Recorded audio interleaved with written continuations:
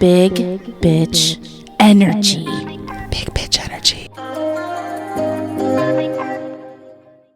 Hello. Hi. Welcome to Big Bitch Energy Cute. with Sue's Ball Out. And Sharron Palm. We're at the lovely Lincoln Lodge. Located in Wicker Park. Wow. Historical moment for fat women everywhere. Yes, exactly. You know, we're the only two fat women who do stuff here. Just kidding. I just heard so many fat women gasp. Yeah. From the Lincoln Lodge.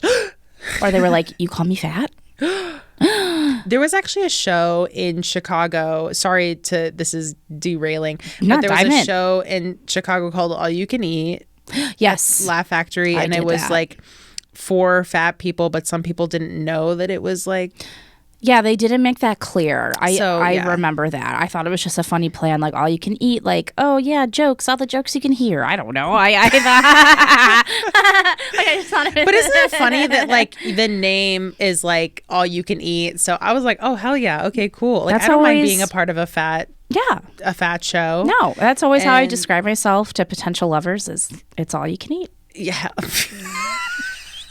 Do you have that joke where you're like, you're a potato, there are multiple ways to eat you? Yes. 'Cause I can't tell you the amount of times in my life where someone called me like a potato or spud. Like in high school, I was like, oh, here comes my the spud. Yeah.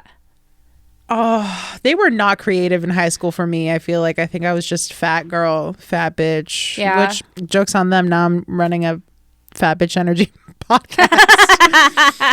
Amazing. Yeah, amazing. Yeah. But yes, I do remember that show. I do remember that they weren't 100% clear that it was for either current or former fat people. Yeah. Right? Yeah. Because, yeah. And that show was good. I mean, that show was interesting fun. that people think fat is a insult. Yeah. You know, I don't see it as one, but I definitely Feel it as one? Yeah. Yeah. It does hit different. It hits different when you hear it in like a negative, angry context. For sure. I think like the media will be like, especially Kirstie Alley. Do you remember her? I do remember Kirstie Alley, and I Kirstie. really loved her. Honestly, I was a Look Who's Talking girl all the way. You remember like when she was popular in the 80s and 90s? Yeah. And she was beautiful, you know, considered like the, you know, epitome of a hot woman. And then she did a lot of entertainment, a lot of movies and stuff like that.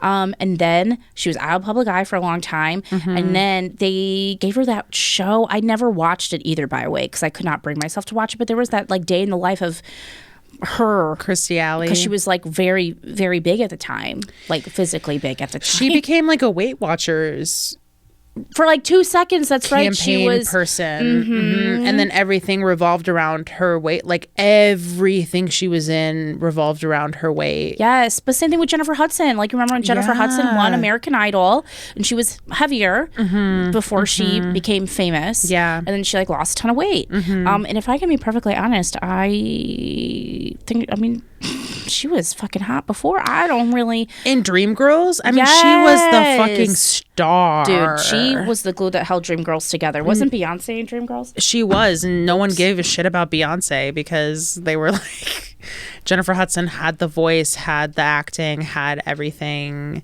For those of you listening who saw Beyonce recently, no hate. No hate on Beyonce. On the Beehive. No hate on the Beehive. But if we're talking about Beehive. Dreamgirls, like, you know. Jennifer Hudson stole the show for me, too. Yeah, 100%. For sure. And like, she wasn't even that big. That's the thing, is like, these women are not that big, but like to Hollywood standards, they're fucking huge. Yeah. Well, and we were talking about last episode was just how there's a lot of misinformation and misrepresentation on like TikTok, Instagram, like, you know, all these content creators that are saying I'm fat or I was fat. And there's all these before and after pictures. There's all these what I eat in a day. Oh, God. Like those videos drive me up the wall because it's like you're posting what you eat in a day and this is how you lost 60 pounds, 80 pounds, whatever. But it's like I could eat those same things and not lose that weight. Like all of our bodies are different. No, 100%. And we were talking about how I'm very, like we're adults who can, well, we are adults, that can make informed decisions for the most part based on our own experiences in life. But someone who's younger, maybe, a teenager or even younger than that, are going to watch these videos and think that they could just eat like a banana and a yogurt and lose weight that way. And it's different, And also, like, I just see calorie deficit or counting calories or doing that. And it's like, you guys, like, sometimes you're going to be eating more calories and other times you're not going to be eating that many calories. Like, your body changes, and putting yourself on a calorie deficit can lead to diabetes. It can lead to a lot of other health issues. So, and it becomes its own eating disorder. Yes. It just becomes its own eating disorder in that kind of way. And you see people like writing down their numbers and like all this stuff. I did that. It's like, it's okay to keep track. I just think that it becomes like obsessive, Yes. It was like I was doing it pretty regularly for like 3 months. And then I got super sick in May. And then I just kind of stopped. I actually I have a nutritionist, by the way. I met with her like a week ago to say and talk to her. And she was like, Sharron, why haven't we been losing weight? And I was like, because it's annoying. She said that? Well, was that your goal? So I have PCOS, which is polycystic ovarian syndrome. And it's something that I just learned about myself in the last few years because of other symptoms unrelated to weight. But a lot of the hormonal imbalance that PCOS causes is often treated by diet.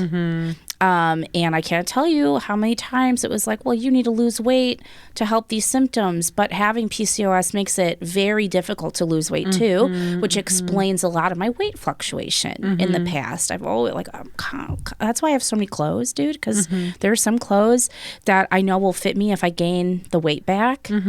And some clothes I hang on to because they're too small, but they'll fit if I shrink back down again. I don't know. I do love when you clean out your closet. Oh, because then you get stuff. Because I get stuff. And that's the thing that's never happened to me before, though. Why we talked about that. That's never, ever happened to me before, where like people are like, here, try this on, and it fits, like, ever. So that was like such a cool moment for me to like try. Like, it's like the thing that you always want, like when you're a kid. Like for me, at least, like I've always been plus size, and I'd go over to my friend's house and they'd be like, oh my God, try this on, it'll fit you. And it's like a small and I'm an extra large. And like sometimes people just, and then it's humiliating. It's just humiliating. I'm almost like, did you ask me to try this on so you could see that it didn't fit? Does this make you feel smaller? Does this make you feel petite? I don't get it. And they're sitting there like, I'm a whale. I'm like, then what am I? Then what am I? Then what am I? It still happens as fully grown people. Yeah. Where it's like, people who are related to me, like, I feel so fat today, or God, I've gained so much weight and I feel like shit. And I'm just like, okay. I'm not saying, and you're right, because you have that moment where you're like trying not to take it personal. Right. Because they're not talking about you. No. But they are talking about the relationship that they have with fatness and how it would just be the end of the world for them if they gained any more weight. Meanwhile, you're like, I've been existing in a bigger body for a long time, and I'm just here to tell you that you'll be okay. Like, it's fine. Like, you're going to be fine. No, 100%. I think that you're the perfect example of existing in a bigger body and doing everything that you want to do. This is true. Thank you. I think that the biggest, scariest thing for bigger women is dating, and you've had like a good amount of dating experiences, and it just does not matter. Like, no, I mean, I had bad ones too, but we all do. Right. But you're right. I try I think one of the best pieces of advice that I ever got was, even if you're scared, do it anyway. And so it sounds so basic, but it's like, it's kind of just, you can't figure out what's there for you, what's meant for you if you don't put yourself out there. And hiding away and keeping yourself from these experiences isn't going to do anything to help you. No. And like, no. I mean, okay, so like I went on a really weird date last week. Okay. Oh my God, I didn't know that you... I know, because I hadn't told you yet. I thought that you Can we talk about your Oh, sure. situation? I am okay. So I am queer and I am polyamorous. Yes. And I'm currently in 2 relationships. That's why I was. yes. I mean, there's no limit to relationships. But I was like, oh, I thought you weren't. I thought you just like were like taking a break, I guess. I mean, I did too. I did too. Yes, I have been in a relationship with my primary partner for 14 years. We were monogamous for almost 10 years. Had a little breakup, and then coming back. Those good old COVID breakups. Those panty breakups. We did not break up because I was fat. No. You guys broke up because he was fat. That's not true. No. But yes, we broke up, and then when we came back together, it was just like my own private journey of kind of. I know that I'm queer. I've always known that. I just never really had the opportunity to explore that. And this is like a really good example. I'm sorry to cut in, but I think that you guys are a good example of like, doesn't mean if you open your relationship that means it's like the end of your relationship. Nope. Like I feel like a lot of people have that sense of like, I'm not you guys, enough. You've opened your relationship. Ooh, wait for it to end. It's like, no. I see that look on people's faces all the time. It's the same face that I see when I'm like, oh yeah, I'm fat. And people are like, I'm like, oh yeah, I have 2 partners. Yeah. No. I eat in bed. Yeah. I get eaten in bed. No. But so sorry. So you guys opened up the relationship. Yes, we did. It started up as opening the relationship, and through that I learned that I am polyamorous, which for anyone listening who does not know what that means, it means that you have the capacity to love more than one person. And there's a lot of other open relationship terms. There's swinging, where it's really just sexually motivated. There is just ethical non-monogamy, where maybe you have a primary relationship and you only explore sexual things outside of that, et cetera, et cetera, et cetera. So, that being said, going on dates, yes, I've always been pretty confident in myself. Like, even if I was always afraid, like, oh, am I going to be too fat for this person? I always knew that like my personality was cool enough and I'm like fun enough to talk to. And I know that I'm like an approachable person. So when I had to date again, after not having dated for many, many years, I thought that people got more mature, and I was wrong. I was wrong.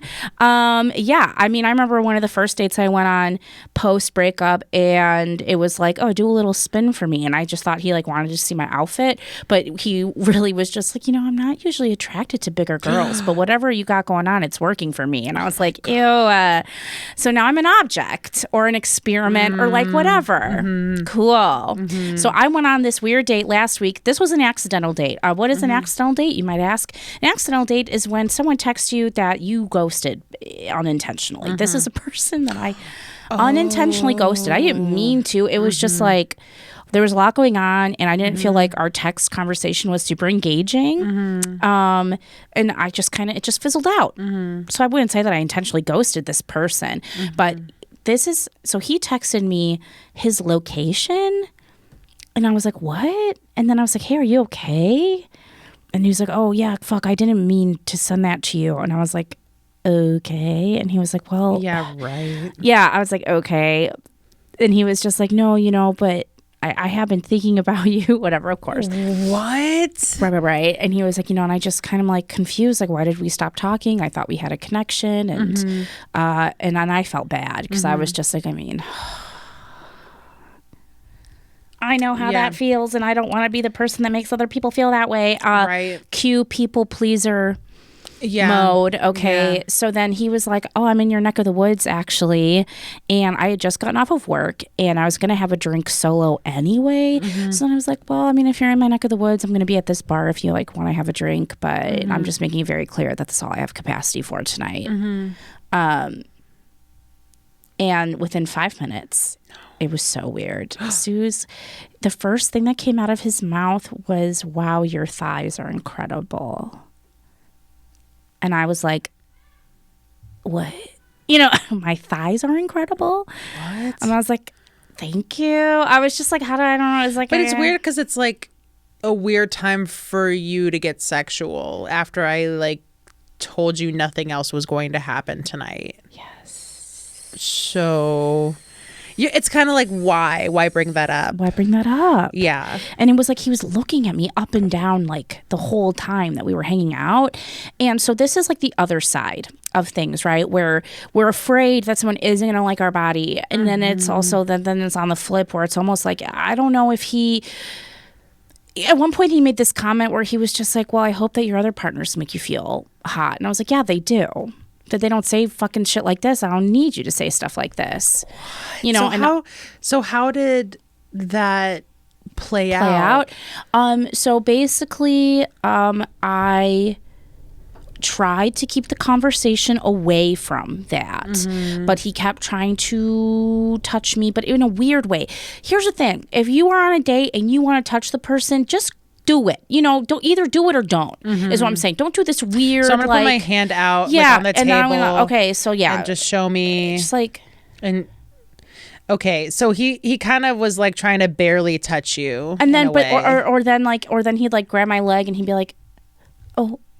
And I'd be Ew. like, what? Ew, what are you doing? Like, Ew. what are you doing? Ew. And then I could tell that he was like nervous. So I was like, are you nervous? Like, there's no reason to be nervous. You're a person. I'm a person. We're just here having a drink. Again, cannot stress enough that this is just a drink right now. You are one of the most understanding people. You give people a lot of allowance because you're like, okay, maybe this might have been, and it's true. Like maybe it might have been a weird moment for him. He was nervous, whatever. But also it's like, okay, now it's getting weird. Yeah. Well, then he was like, well, I haven't been on a date since I had my kid. What? I didn't know he had a kid. Turns out, okay. He didn't know he had a kid until 8 months ago. And the kid is a little kid now, not a baby. And he had to take custody of the kid because the other parent is like MIA for certain reasons I won't divulge right now, but yeah. And so I'm like, you don't put it out there that you have a daughter, that you have a whole child that you're responsible for, just because like when we started talking, a daughter. Yo, you got a whole ass kid, you got a daughter. I ain't from Boston, but you make me, like what? Oh my god! And then he told me that he was like, well, I was just really excited to meet you because you're like so charismatic and you asked me a lot of questions and like you're very engaging. And he was like, and honestly, I have to be honest, but he was like, I really love the women that have the most cake. Like cake, like fluff, like. No, I know, okay. I know, but it was I just a weird don't thing like to say. how he said it. I don't like how because he said now it he's either. fetishizing you, Correct? Not respecting your body. He's not being like, you're so beautiful. I would love to see you again. That's so different than like, ooh, you got a lot of. I want to be crushed by your thighs. Oh, yeah. God. And here's another thing about me, folks, is I'm a sexual person. I am a sexual person. I'm not shy about it. I am very forthright when it comes to stuff like that. And oftentimes a lot of my connections outside of my primary relationship have been sexual, not on purpose. It's just that's how it rolls with me. So oftentimes when I'm meeting someone or talking to them, part of my vetting process is seeing if we'd be sexually compatible, because I don't feel like meeting someone and then finding out that it's weird, because then it's 10 times harder to be like, not into it. Right. But it's also like, it doesn't matter how sexual you are, you still want to be treated like a human. That's 1,000% correct, being. Suze. Just because I said I was interested in sex doesn't mean that we're definitely going to have it. Doesn't mean that you're even like going to get close. But I feel like, I still struggle with finding the balance of how to communicate that without it sounding like I'm just DTF all the time, because it's not true. And then, being fetishized in that moment. And then just the way he was looking at me, I was just like, I almost wish that you weren't attracted to me right now. Like, I almost wish it was the opposite. I can handle someone being like, oh, whatever, fuck you, fat bitch. I'm like, yeah, okay, right back at you. Right. But like, now you look like you want to eat me for dinner, and not in a good way. So you know. Also, this is like a little bit before you got to know more about him. Correct. You know, like, you know nothing about this person. The chemistry just is not there, and he's pushing sexual stuff on you, and you're like, you're missing all the cues, dude. Like, he was not reading the room. And like, I love weirdos. I'm gonna say that right now. I love weirdos. I love anyone who's got quirkiness, or I love all of that stuff. But he was not that in a good way. It was he. You know when you can like feel that someone is so desperate. Yeah. And they like need a win. And you're like, it's not going to be me. Like, I can't be your win today. Like, I'm not. Which you have been a lot of people's wins. This is very true. I've been told that directly. Yes. A sexual philanthropist, if you will. I feel like guys are like, wow, I've never come like that before. And you're like, okay, I'm going to go now. You ever someone who like texts you like periodically, like once or twice a year? They're just trying to see if you're available again, and you're like, no, dude. So I was a virgin for a really, really, really long time. I'm the virgin representation for the podcast, but I'm not. We really are two sides of the coin, right? Yeah, no, it's pretty amazing. How much have I told you a lot about sex, though. Yeah. No, super helpful. And also not just sex, but how to have sex in a bigger body. Yeah. No, and because like, it doesn't even matter. Like, I feel like when you're in a bigger body, just things are a little bit different, but that doesn't mean that it can't be unenjoyable. Yeah, I was a virgin for a really long time, and porn was kind of like the thing that I went to pleasure myself, because I didn't have like that. I didn't have like the like imagination or like the experience to like have the imagination for myself. And I knew porn was like so fake. And even if I watched something with my body representation, I knew that that's not really how things went down. It's very played out. So like dating was just really difficult, because it's like, how do you get to know someone without being like, especially off the apps where like people are going there specifically for sex. Like, I don't care what you say, you're going to find a relationship. Eventually you're going to have sex with that person. And like when I got with my boyfriend, I think I'm pretty sure I made him wait like 2 months. Yeah. And I feel like people on apps don't want to wait. And maybe I'm making it too general. You know, I think that people can be respectful and stuff. But there's also the flip side there too, where even if you make someone wait, once you have sex with them, it doesn't mean that they're invested any further than that. Like, there are a lot of people who just wait until you give it up, and then as soon as you do, they're out. You know, they're gone. Yeah. There's that too, and I think that that was a scary thing, and I also didn't want to lead anyone on. I didn't want sex to be the main thing. You know, like I wanted. But how many times too did you come to me and you were like, "Yeah, I want a connection, but God, I just want to get it over with. Like, I just want to have sex I just kind of want to have sex at this point." Yeah. And I'm so glad I didn't. I think that once I did it with the right person, I was like, oh, I couldn't just have casual sex. And I'm so glad that I waited for the right person. Like, he validated me in so many ways. He, you know, he was just so like perfect. And I think that, well, he made you feel loved and desired for more than just your body. Exactly. You know, and that's so important. That's exactly what it was. And so, and like when you're on the apps, it's like guys are just so quick with it, you know. And even when I met my boyfriend, I was like, no, like, I'm not doing this. Like, I'm not gonna date a comedian. And then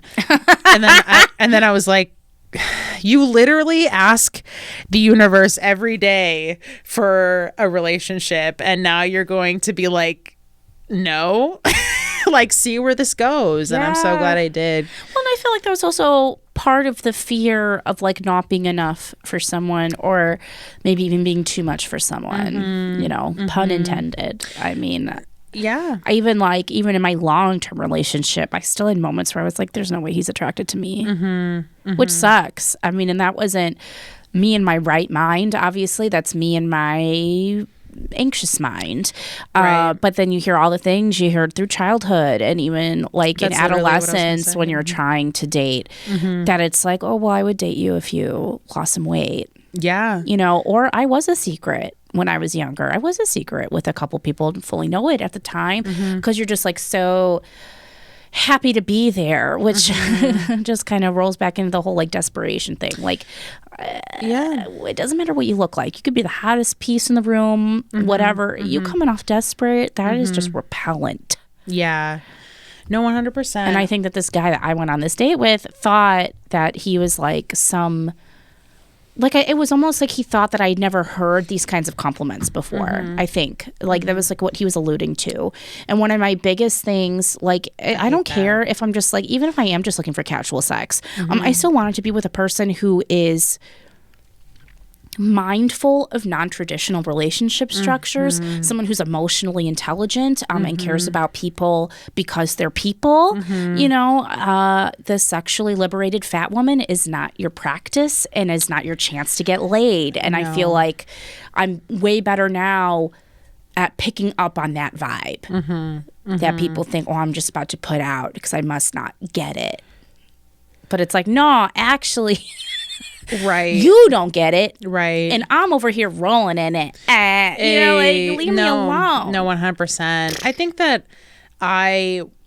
like you said, like when you're a kid, I mean, my parents told me over and I think that they used it as a scare tactic, but I believed it. You know, they're like, no one is going to want you. No one is going to want to marry you because of your body. No one will look at you like you're kind of a disgrace. Like things like that like it fed into my self-esteem. And I told myself that I couldn't have sex. I told myself those things. You limited yourself. I limited myself. And so, yeah, but it's also like, that's so gross. Like I hate that guy was like, oh, I'm telling you everything you want to hear, baby. You want to know what too? Like there was one moment where he was just like, you know, I can say whatever I want about your body, but like it's really your eyes that drew me in. And I was like, okay. And he was like, what? You never heard that your eyes are beautiful before? And I was like, I hear it all the time. Like, you know, at this point in the night, I'm like, I don't even care how I come off anymore. Yeah. Like I was just like so over it. How old are you? I'm 32. Yeah. So you're a 32-year-old woman.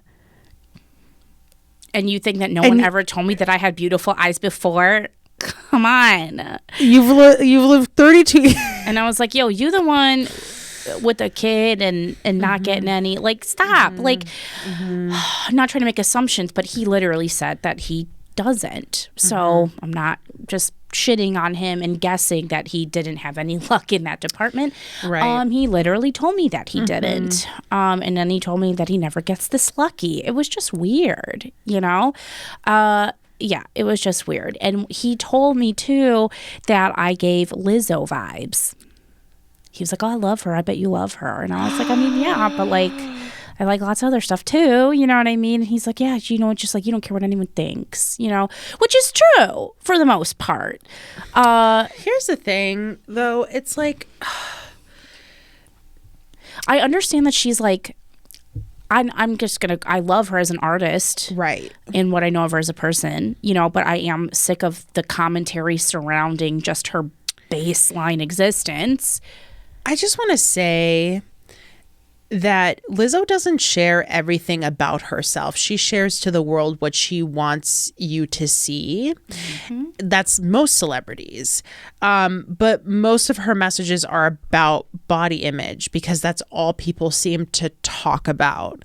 And you don't see those moments where she cares. Like, you think that she sees comments and doesn't cry about it? Like, maybe not as much anymore, but I mean, those things are still hurtful. Yeah. You know, like you give off Lizzo vibes like you don't give a shit. She gives a shit. Exactly. It's like I do care. I just can manage my emotions. I know how to take care of myself when people have said mean things to me. You know, I can regulate for the most part. And yeah, to say like, oh, like you don't care what anyone thinks. It's just like it's implying that I should care. Like, it's just a weird, I understood like in the moment that maybe it was meant as a positive thing, but I did kind of take it weird because I was like, well, it'd be one thing if you saw me just crush a song or do something musical and you're like, wow, you give off Lizzo vibes, so talented, you know, but it was more just like, I was just like sitting there in shorts and a shirt, and that was commendable for some reason. You know, and You're so brave, Sharron. You're so brave. You're brave. I mean, that even happened to me a couple weeks ago. I was at the bar and I was in a crop top and shorts, which is what you see me. It's what most of my outfits in the summertime. And the girl behind the bar like really liked my shirt, and she was like, "Oh my God, like I really wish I had the courage to wear a crop top." This woman was probably like a size 8 or something, like pretty average sized person, you know, and it was just like, so you're telling, this isn't brave. This is literally just cloth on my body. Right. Like it really breaks my heart. It is still even something that is just so prevalent in people's minds when they go out in the world and they literally pick clothes based on not as only what is acceptable to them, but what is acceptable to other people. I don't know if you've ever heard of scripts, or like the scripts that people like live by, because like people write scripts for their own life of like what they think that their life should be. Well, you mean like a 5-year plan? No, like I think I don't know. I learned this. I took like a class in college that was called Intersections. It was like my very first class in college, which was really fucking cool. But it was about sex, communication, and gender woman studies. And something we talked about in it was scripts and how people write the script into their life, like where it's like, okay, so I'm gonna grow up, I'm gonna get married, I'm gonna have kids, I'm gonna do this or I'm gonna do that. And I feel like people write scripts for their body where it's like, oh, I have this certain body, I can't do this, and this, when really it's like no one is telling you to do that except you and your thoughts, you know, or like our media and what our media tells us is okay, you know, like advertisements and things like that. So it's just interesting. I think people just have their own scripts in their head of like how, I don't think necessarily sometimes they mean it by being like, you know, I mean, I'm sure it's also like this, like, you're so brave, but I think it's like in their head, they're really just thinking about themselves. Yes. And how that affects them in that moment. And you're like, well, I'm not here to rewrite your script. You have to rewrite your script. Oh, well said. Yeah, that's true. Because it's almost like when we hear fat as an insult, you know, I think that we've touched on this before, but it's people, we're raised to think that it's bad. It's bad to be fat. Gaining weight is bad. Eating too much of this or that bad. And it's so ingrained in so many of us. And then there's people like us who break out of that and we learn it's okay to exist in any kind of body. And then there are still people who haven't gotten to that yet. So they still have this like internal struggle every single day with their body and how it looks and how it moves and how it feels. Where to see you existing without that same internal struggle, it either makes people think that you're brave or it makes people think that you're promoting obesity or, you know, I mean, the list goes on. But you're right. It's with them. It has to do with them. And it's not personal, even though it feels quite personal. Yeah. And I do think that people are upset about how other people can make choices and that they can't. And I mean, like, don't get me wrong, like, we're all human, we all do this. I do this all the time. Like, you know, the other, like with my boyfriend, like I was like, oh yeah, I'm like, my face is getting fatter, and I like kept on like making these like weird comments all day, but that's because like I was like I just like had an insecure day, and he had to like take both, he put both his hands on my face and he was like, I don't care about that, just by the way, you know, like, I think sometimes it is nice to have someone to be like, stop. Yeah. Like, be kind. Be kind to yourself. Yes. Because, yeah, like, of course, we're going to choose neural pathways that are easy that we've done over and over and over and over again. And it's like, it is on you to be like, and like you said, you were having an insecure day. Yeah. Which it doesn't, no matter how much work we do to feel better in our bodies, it doesn't mean that you can't have a bad day sometimes. It's just going to be like that. Like sometimes it just be like that. No, 100%. Where you're just going to wake up. I mean, I have like little notes. You have little notes around your house. Yeah. But I have little notes like in my bathroom where it's just like, you're fucking hot. Yeah. It's okay that your stomach looks like this. Oh God, the relationship in me and my stomach have. I know. Because fat representation in media, I feel like Lizzo gets so much heat because she's not the acceptable kind of fat. Do you know what I'm saying? Like, yes. Like you could be thick. Like that's very popular now. Like, Scarlett Johansson. We're not right. We're not in the days of like Kate Moss era where it was very trendy to have that kind of like androgynous thin figure. You know what I mean? It's like cool. Now people are more like, we want junk and we want butts, but it's like, no, you only want butts and boobs without the tummy. You know what I mean? Or you want the thick thighs without the fupa. Like you want to pick and choose what parts of our fat are acceptable and what parts aren't. 100%. And Lizzo exists in a body that is big all around and owns it, and it pisses people off. And like the Kirstie Alley thing that you were mentioning earlier, like when she campaigned for Weight Watchers, that only lasted like there was a very small window of time that lasted. And guess what? Homegirl stayed heavier until she passed away. Yeah. Because guess what? And a Republican. Ugh, well. We're not going to talk about that. But I just... Yeah, it flips the table over. I do want to say I remember when Meghan Trainor came out with all that base and people were like, she's plus size. And I looked at that video recently and I was like, no, the fuck you're not. That's another interesting thing too, right? Like in the fat community, body positive community, there's something called small fat. And I didn't learn this term. I'm in like a couple Facebook groups that are fat focused, and I saw that term being used a lot, small fat. I was like, the fuck is that? But small Can fat. I be small? No, I'm you're just kidding. small, but you are also in the small fat demographic, where there's like up into size, like anything bigger than like a size 22 is then in the big fat realm, where it's just like, yeah, you're gonna. At a certain point, we're dicing things up so much, right? Dicing things up so much where it's like, well, yeah, but someone who's like a size 16 probably isn't going to get as much heat for being fat now as someone who's like a size, 30, right? And it's just like, okay, like, I get it, but that shouldn't be the point. But you could take the discourse. Like, I don't know, let's just say you could take two women that are 160 pounds. They're both going to look different. Yes. Like social media, like I follow a ton of accounts we were talking about last time, and some of my favorite accounts are women who I feel like look the most like me. But a lot of them are taller. I'm going to say that. A lot of, at least what I see, is a lot of like 5'7" and taller who are a size 16, 18, but I'm like 5'4" and a size 16, 18, so it just looks different. Yeah. It just looks different.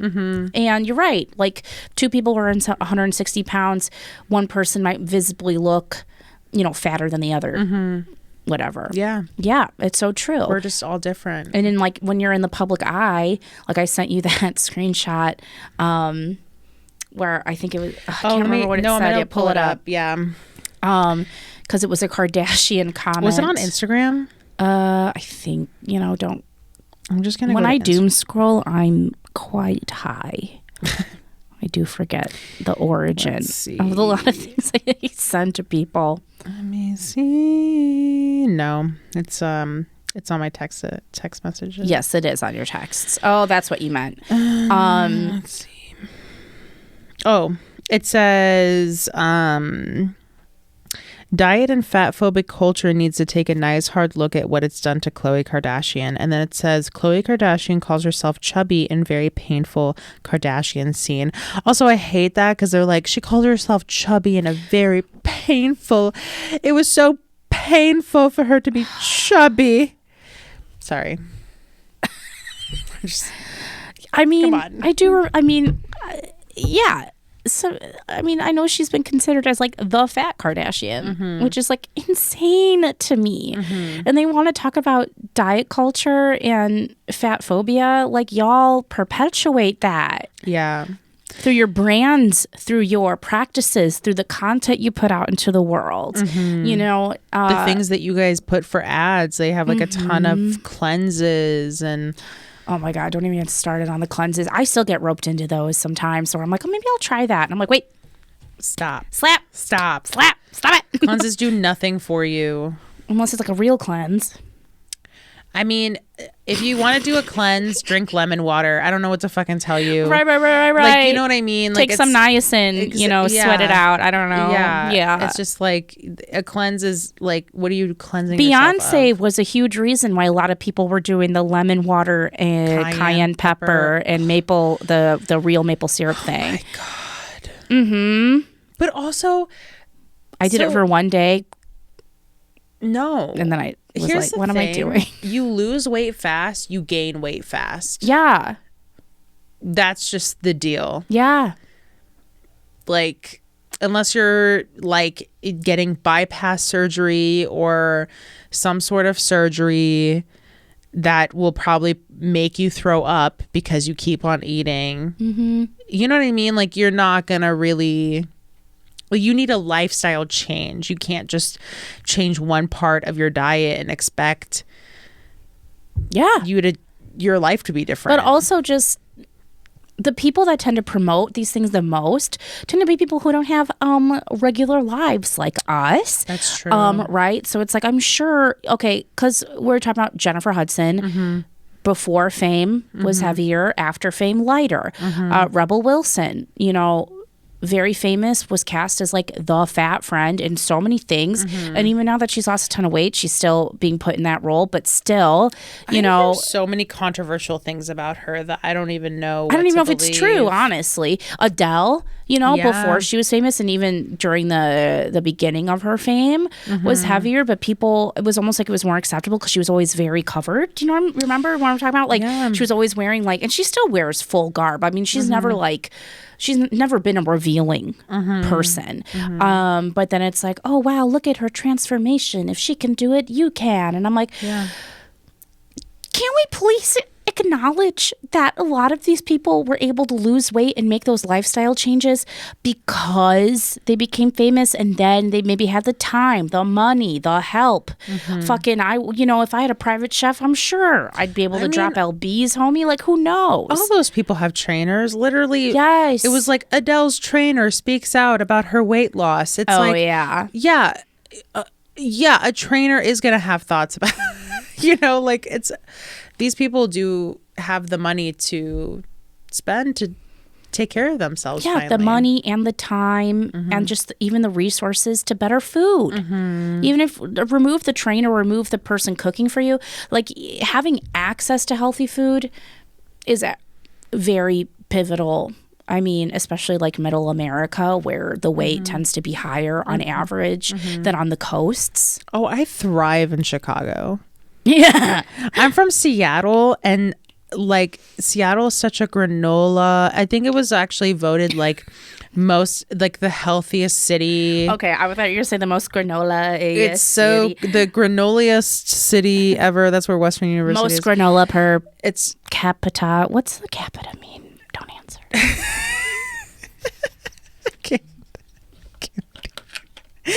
I don't know. It's just like, and then it was so funny. I remember before I moved out here, there was like this woman that like, I think she, I don't know if she was from the Midwest, but she was like, you're going to do great there.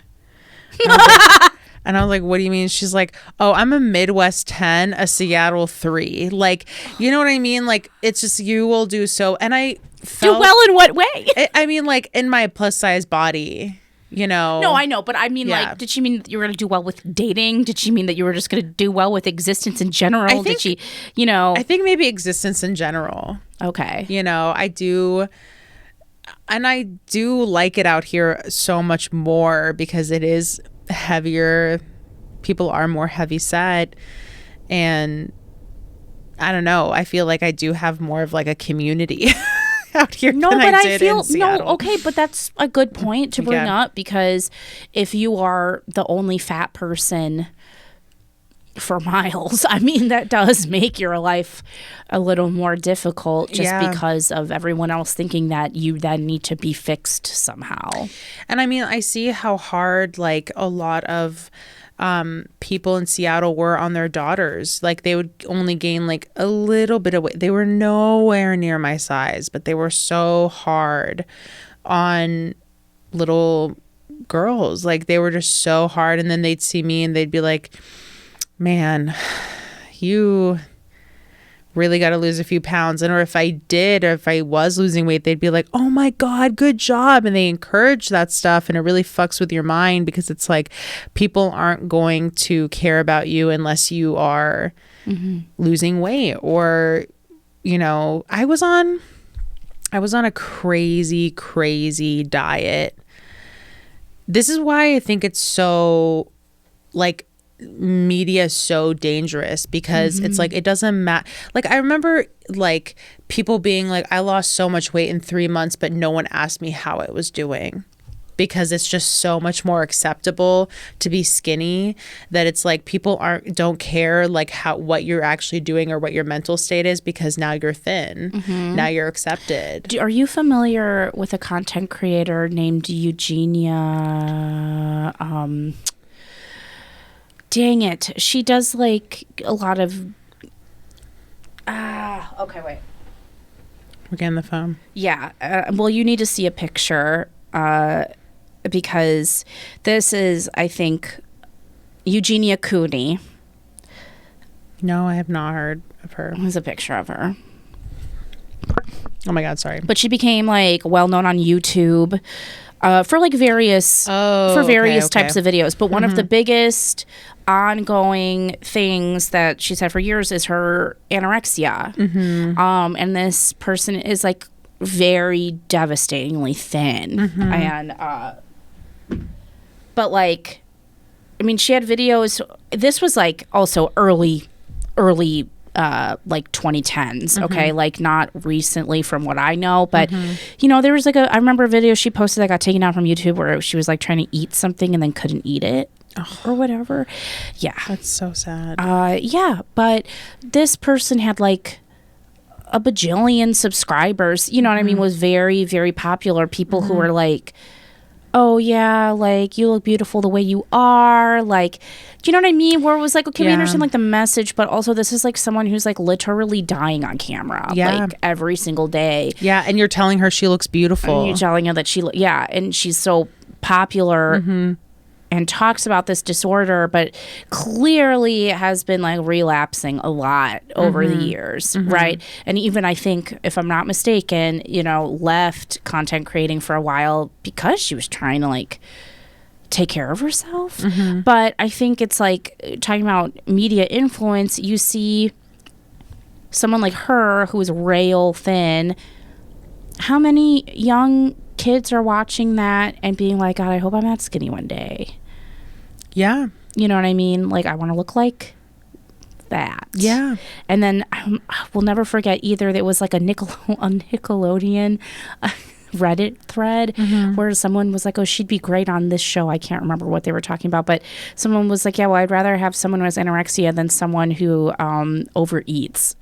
You know what I mean? It's like, so I'd rather see someone who's super skinny on TV than see someone who's super fat on TV. Where I was just like, what the hell is wrong with people?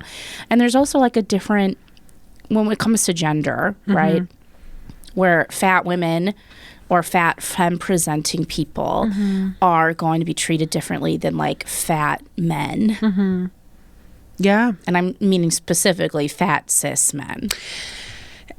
Okay, I love sitcoms, but like speaking off of that, like King of Queens. I knew you were gonna bring it up. King of Queens, George Lopez show. Yeah, all these fat men with skinny wives. All these fat men with skinny hot wives. Or conventionally hot women as their spouse. But I'm like, and then Mike and Molly came out, but no, they were both fat. Yeah. But they both had to be fat. Why? But why? Where's the fat baddie with the hot baddie man. I don't know, right? No, like true. You don't see that. No. It's like almost like people don't want to accept it.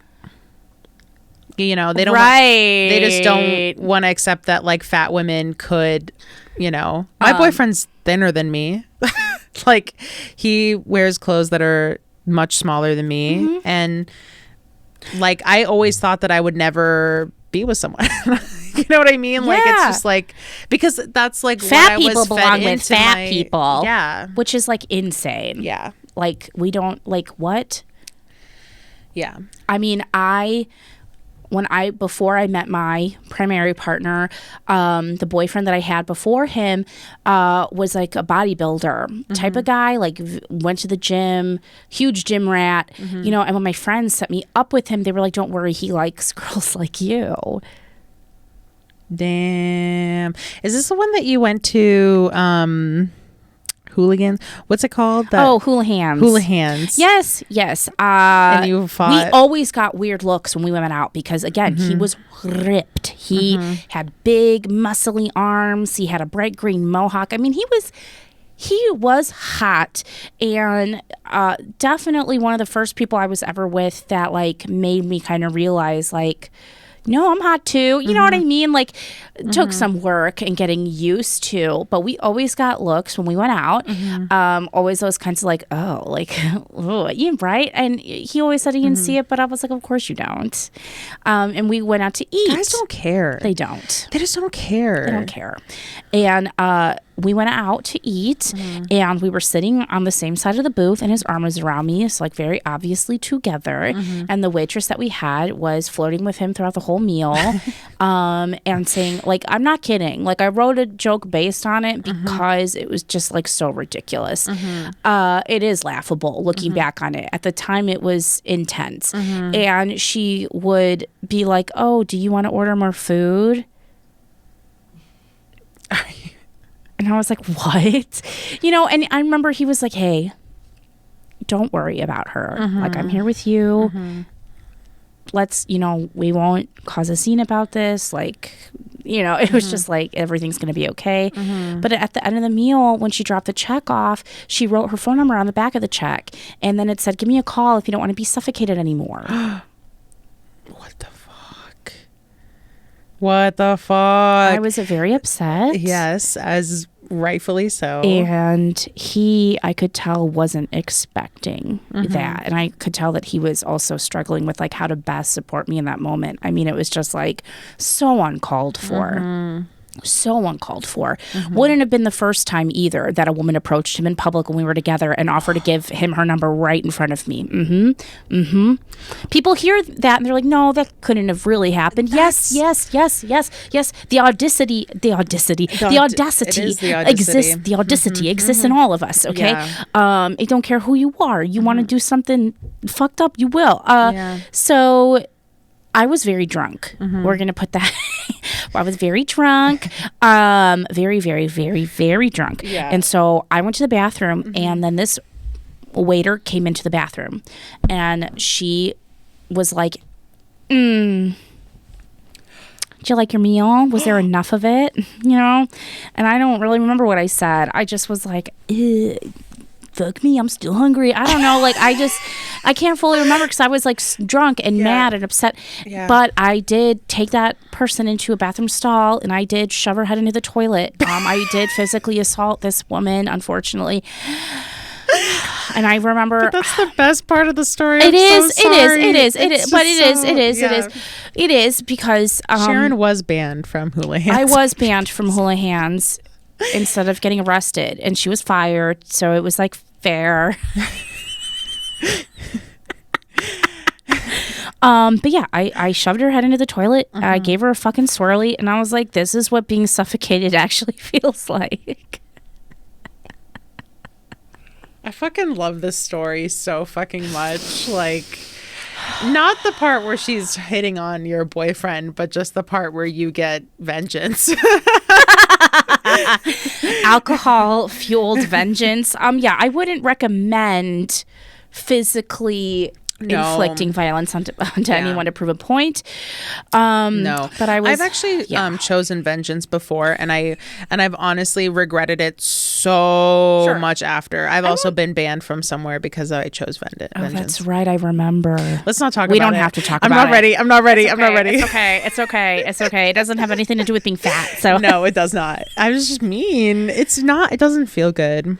I will say I didn't fully regret it. Yeah. Even to this day, I don't still fully regret that. I felt like I was following my heart. I guess. Whatever. And he thought it was cool. He was like, wow, you fucked her up. That's awesome. So supportive. Yes. Okay. Know? And I hate to like sully the relationship by saying how it ended, but it ended because he was secretly fetishizing my body. All I'm going to say is that like he really made me feel beautiful, really made me feel desirable in a way that I had not yet experienced in my life. He made me feel truly attractive. And so because of that, I felt really inspired to exercise more with him. I was like, well, you go to the gym like all the time. Teach me how to do certain stuff. I'd love to get stronger. Like I'd love to be able to lift heavy things without having to put it down right away. You know, I really was in, but he always had a reason that he didn't want to help me learn how to work out. Because half of it, regardless if you're fat or not, sometimes it's just intimidation. I don't know how many reps to do. What's a burpee? I don't know. Right. You know what I mean? Right. So I was just hoping that because I was so comfortable with him that he could help me. And then one day I realized that every time we like went out to eat, it was like he hardly ever really ate. He was like always like protein shakes and stuff like that, but always like want to take me out to eat and be like, well, why don't you get this instead? I feel like you like this more. And over time I kind of realized like I felt like he was getting off on watching me eat, but I didn't have like proof of that until I went to surprise him at his house one day. I go out to his bedroom and he is watching porn, which whatever, but it was like it was fat fetish porn. I mean, it was. And it was like very, very large women with one man in the middle who was just basically penetrating their fat folds and stuff. I mean, it was a lot. I didn't know that was a thing. It is a thing. It's a thing. Oh, baby. You'd be surprised of what's a thing, okay? I'm so... I know. It takes all types to make a world. I'm not judging all of a sudden, it. I just felt like what a penis would feel like in my fat folds, and I hate it. I hate it so much.